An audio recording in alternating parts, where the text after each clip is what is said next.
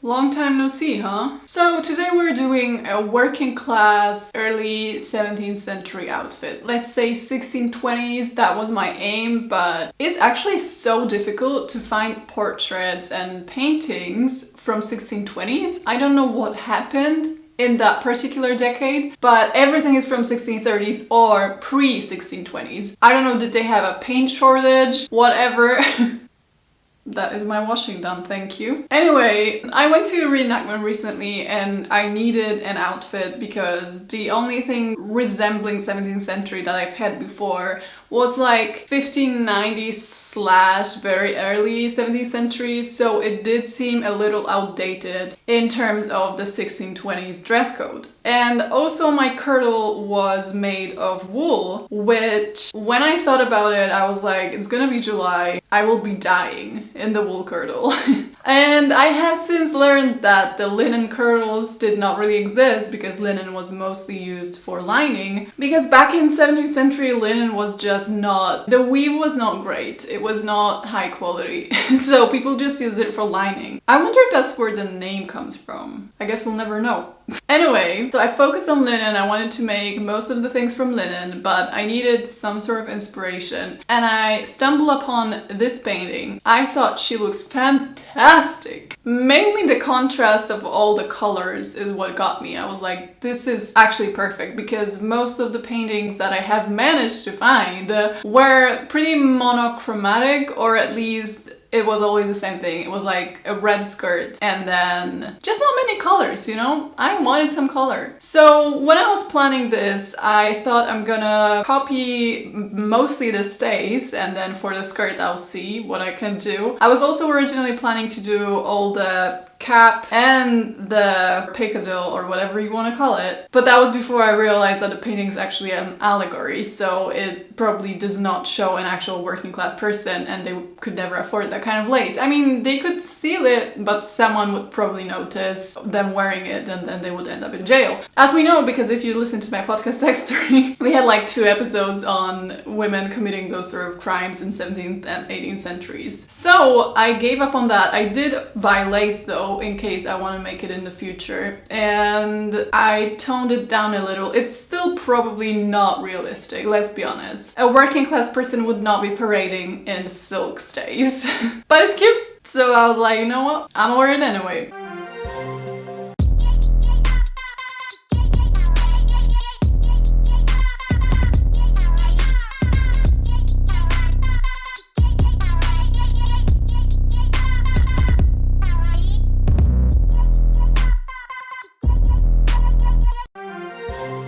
Anyway, enough of the intro because it's getting boring. What I need to do is I need to make a proper hairstyle that would then do well under a cap, because yes, we are wearing a cap with this one. Not making it out of the cap with this one.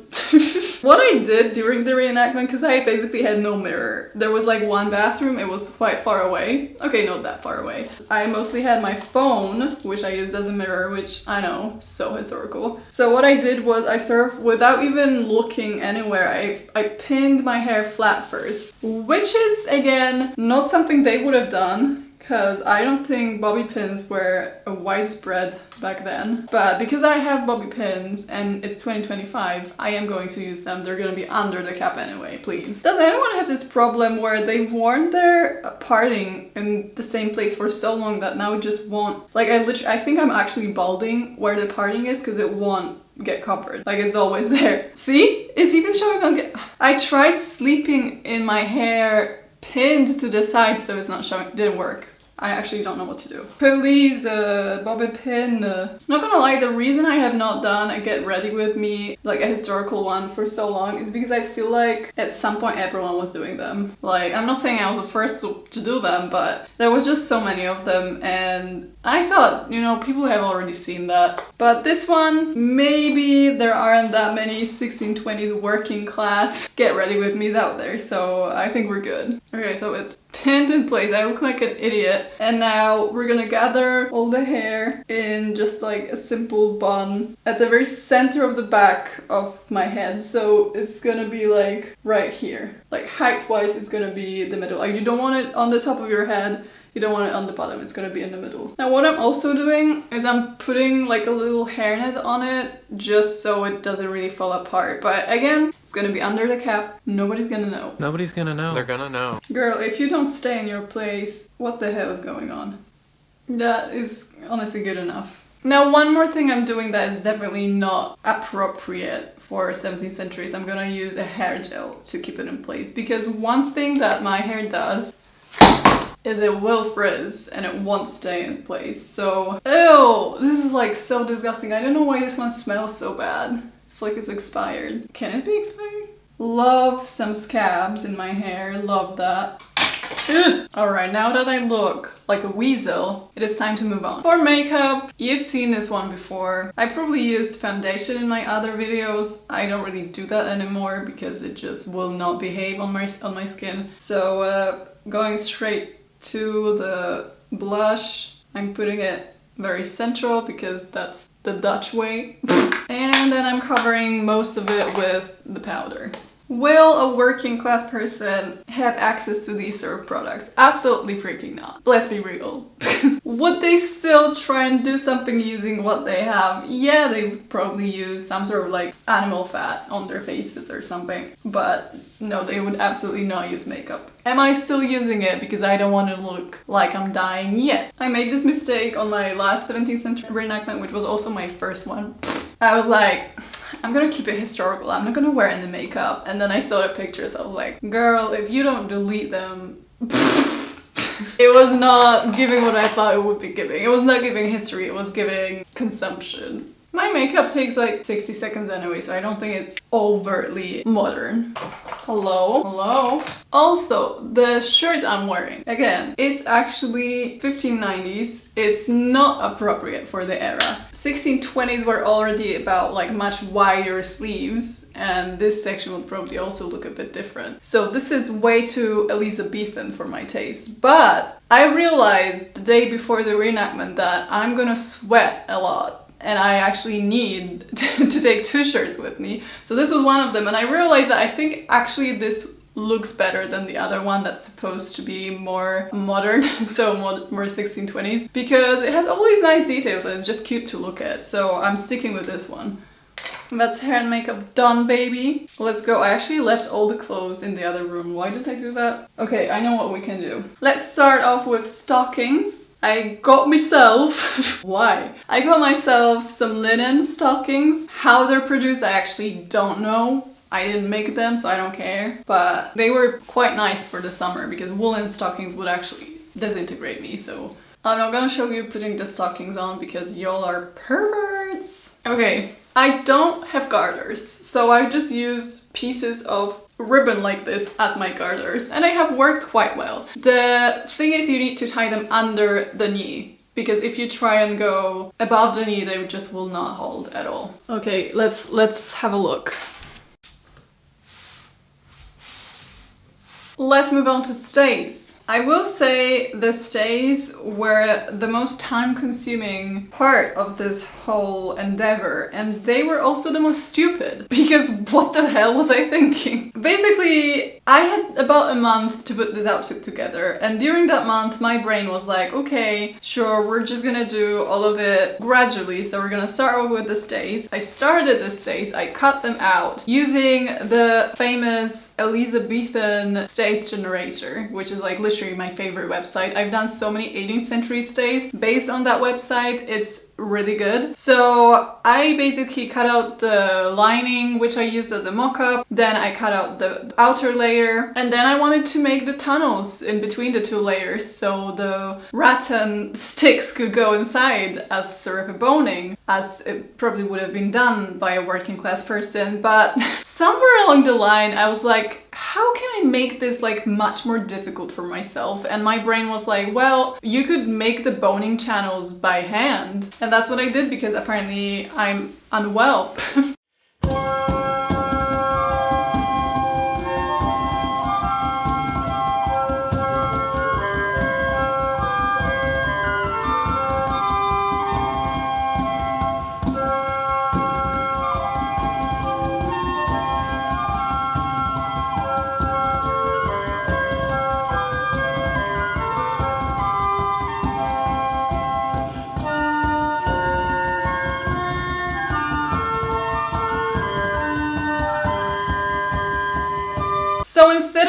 making an outfit within that said month. I just spent a month making deboning channels. I was trying to do that watching shows. I was trying to do that whenever I had a break. And I did, but it just took so long that then I had like literally 2 days to put the rest of the outfit together, which was a little unwise if you ask me. So I am happy with them, but also what was I thinking? Genuinely.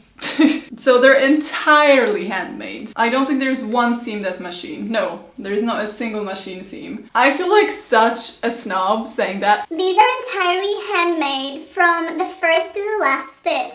I did not actually use the horrible invention of a sewing machine during the entire process of making these things. It's probably the first thing I have made that is not something small like a cap or something that's actually entirely handmade. So as I mentioned, this is a copy of the stays in the painting which have a gap in the middle. And I think the gap is intentional. I don't think the wearer gained weight. I think the gap is supposed to be there, so I also made mine with the gap in mind. Thank you. So at first I was trying them on, I was like, I made them way too small, like this is not gonna close at all. But then I forgot that there's lacing and it's gonna look good, I promise. So I don't actually have the thing that you pull through, I just use a bobby pin. Where is it? Hello? Thank you. I talk to myself a concerning amount of time during the day. Like, genuinely. I don't think it's normal. And most of the time it's in English too, which is so embarrassing because like that's not even my actual native language. So why am I walking around my flat speaking foreign tongue?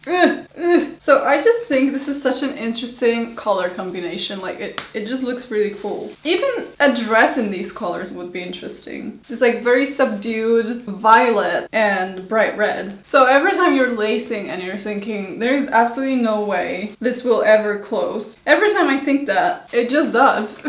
See? Like I could actually close it. It's just a little uncomfortable. Sad story. Oh, hello? I do have some staining on it. I think it's from the belt that I was wearing, which is a little tragic, not gonna lie. But also, I want it to be working class, you know what I mean? I can't have all my clothes very pristine. Actually, for that reason, I did use my apron like the proper way during the reenactment. Like I would actually wipe my greasy hands on my apron because I was like, that's what aprons are for and it's gonna look better if it's actually dirty. I've washed it since, so I don't know if it's showing, but you know, you don't want your clothes too pristine. I forgot my shoes. I forgot to put my shoes on first. Well, threading through. One thing I also did not do with these stays is I did not do any tabs, and that is purely because I was too lazy and I didn't want to. So even though that's not historically accurate and it gives me some pressure in my back, I did not give these stays any tabs. See what I mean? The back is straight. Sue me.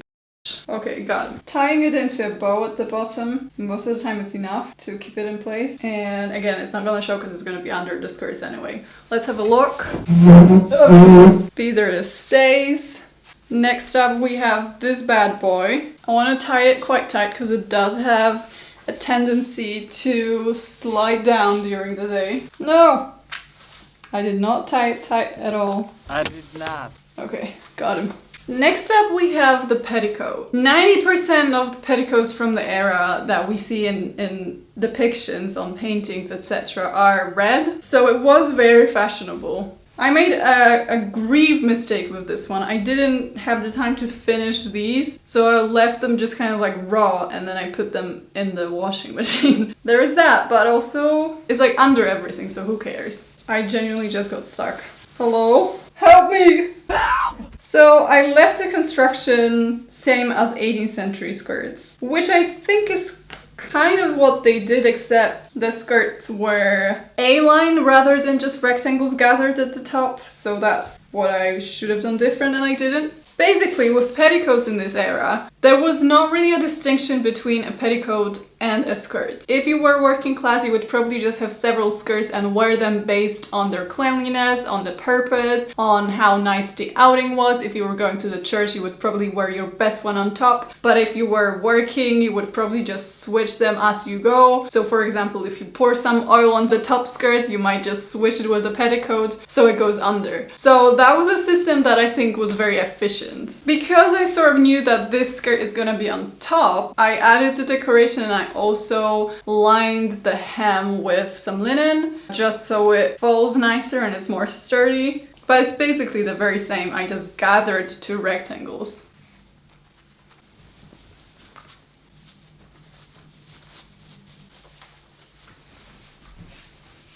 Yippee!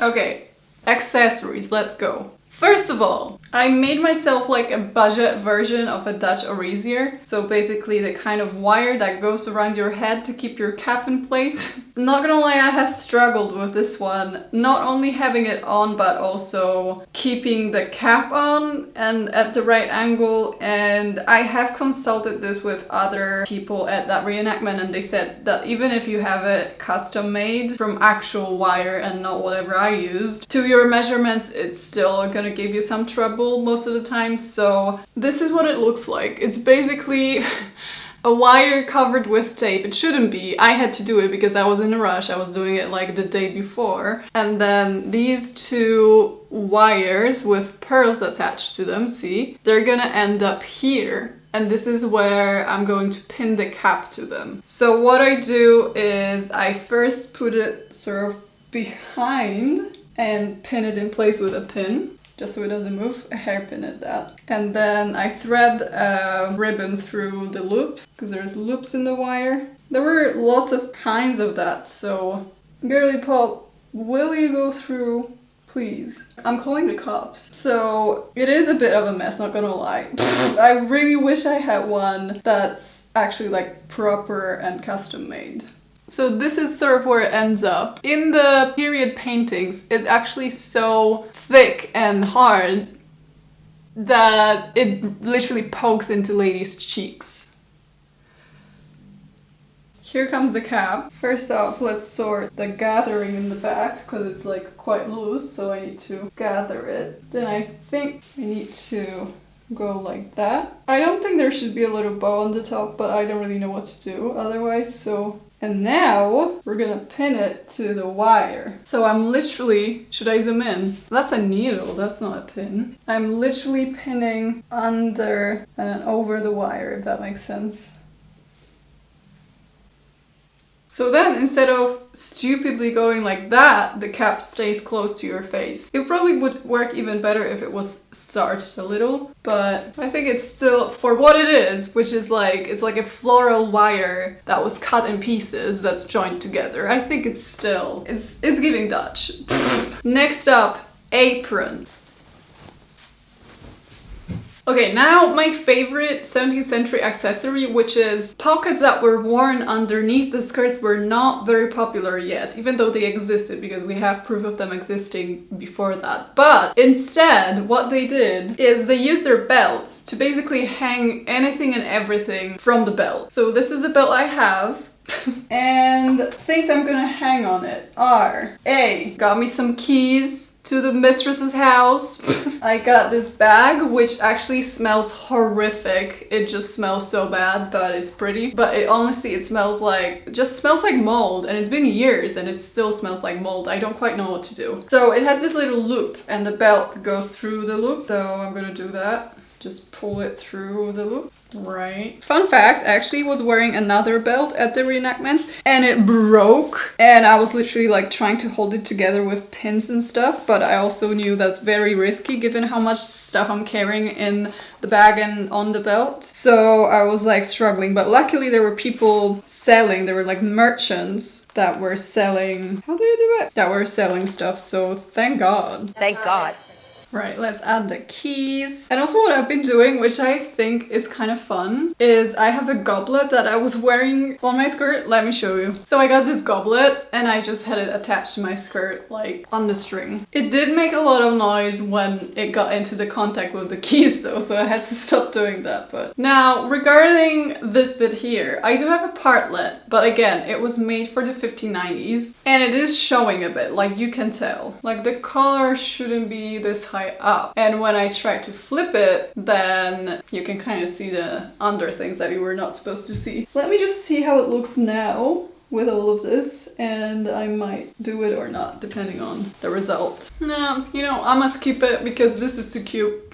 Simple as that. I will, however, roll my sleeves because then it looks like they're a little bit wider than they actually are, which gives it a more 1620s vibe. Also shoes. What happened was, years ago when I did my first 17th century reenactment, I got myself Primark shoes, baby. I got shoes from Primark that I cut some bits out of and then I made them look a little 17th century. Fast forward to now, I took the same shoes and I was like, I don't think they're gonna survive because they were like £5 basically. And they did not. By the end of the reenactment, they were falling apart. I mean, the sole was practically gone. There was no glue to be seen. So I was like, I think I need to buy shoes from one of the merchants. So I bought myself some shoes. They were pricey. I am not doing 17th century reenactments soon, which makes me think I should just wear them on a daily basis. But that might be problematic because you will soon see why.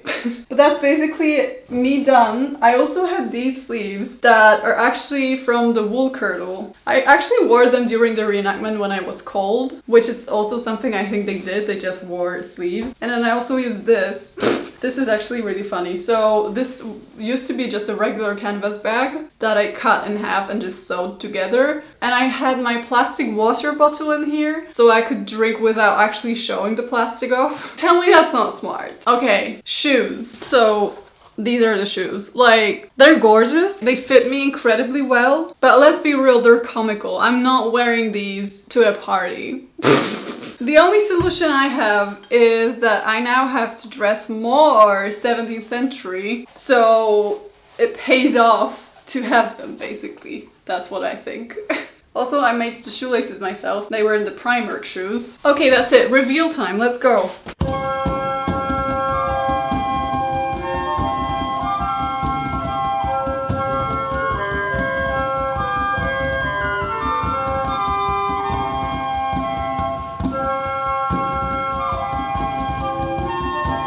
Now, I'm gonna show you something fun about 17th century outfits, and that is that you could customize. So, at any given point, you could raise one layer, fold it somewhere, have it tucked behind your belt. They love that stuff. The working class women were customizing their outfits non-stop. And the cool thing is, the more you drape your skirts, the more layers are showing, and the more cool you look. So, win-win.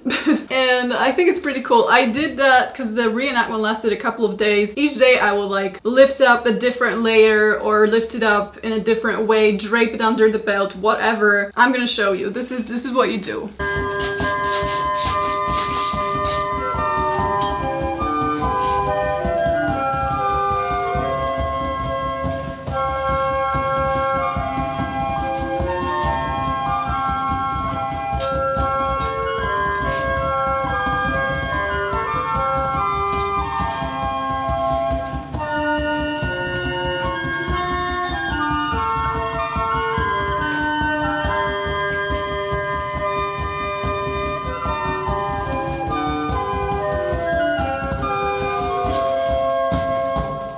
Right.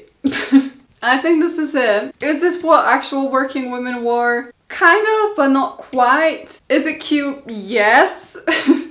Is it comfortable in a really hot weather? Thankfully, yes, because otherwise I would probably get a heat stroke. So sometimes you gotta compromise. Sometimes you gotta do what your heart desires, and my heart desired stays that are violet and red made of silk, even though the working class women that I'm trying to recreate would not be able to afford them. Most of all, I think it looks great. It's actually so comfortable. I'm not gonna lie. Whenever I go to a reenactment or an event where I have to wear clothes like this for a long period of time, I feel really bad having to go into modern clothing. I don't know what it is. Maybe it's the long skirts. The only time the long skirts were getting on my nerves were when I was trying to get upstairs because they would like literally go under my feet and I would like face plant almost. But otherwise, it's really comfortable. It's really cool. I actually love working class outfits for that exact reason. You do not have to suffer while you wear them. Whereas if I was a 1620s higher class lady with the ruff and all that stuff, I would probably perish. So, pretty cool, if you ask me. Now, I'm gonna have to do exactly what I just said I hate doing, which is take these off. And this is something I'm not looking forward to. But I might actually film it because What else am I gonna do?